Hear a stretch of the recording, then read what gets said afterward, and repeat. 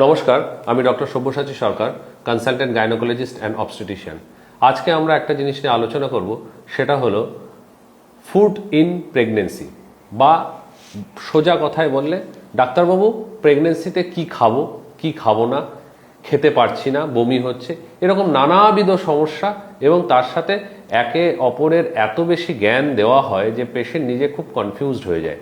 সেক্ষেত্রে কতগুলো কথা আমি আপনাদের বলতে চাই। কি প্রথম কথা হলো, প্রথম 3 মাসের খাবারটা নিয়ে আমি বেশি চিন্তিত, কারণ সেই সময় মেইনলি নজিয়া বা ভমিটিং বা বমি বমি ভাব যেটাকে বলি, সেটা কিন্তু প্রচণ্ড হয়। সুতরাং কি খাবো সেই সময় ডাক্তারবাবু? প্রোটিন জাতীয় খাবার খেলে নজিয়া বা ভমিটিং যেটা বলে, সেটার চান্সেস অনেক বেড়ে যায়।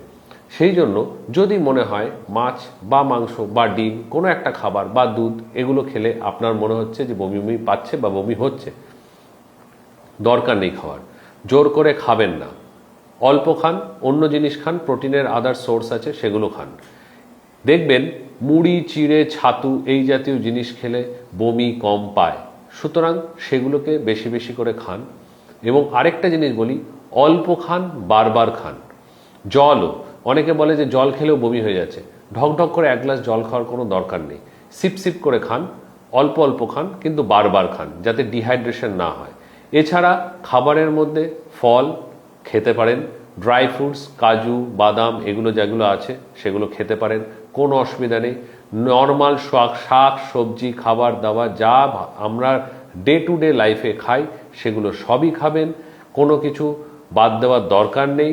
তেল মশলা, হাই ফ্যাটি খাবার যেগুলো বাইরের খাবার, ভাজাভুজি সবসময় শরীরের জন্য খারাপ, এখন তো আরও বেশি খারাপ, খাবেন না। এরপরেও যদি আপনার মনে হয় অস্বাভাবিক বমি পাচ্ছে বা খেতে পাচ্ছেন না বা শরীর শুকিয়ে যাচ্ছে, ডিহাইড্রেশন হচ্ছে বা ওজন কমে যাচ্ছে, তাহলে অবশ্যই আপনার ডাক্তারবাবুর সাথে যোগাযোগ করুন। কারণ হাইপারেমেসিস গ্র্যাভিডারাম বলে একটি রোগ আছে, যেখানে অতিরিক্ত বমি হয় এবং তার সাথে সেই বমি থেকে বিভিন্ন কমপ্লিকেশন হয়। সেই বমির কারণটা খুঁজে বের করে তার ট্রিটমেন্টটা খুব দরকার।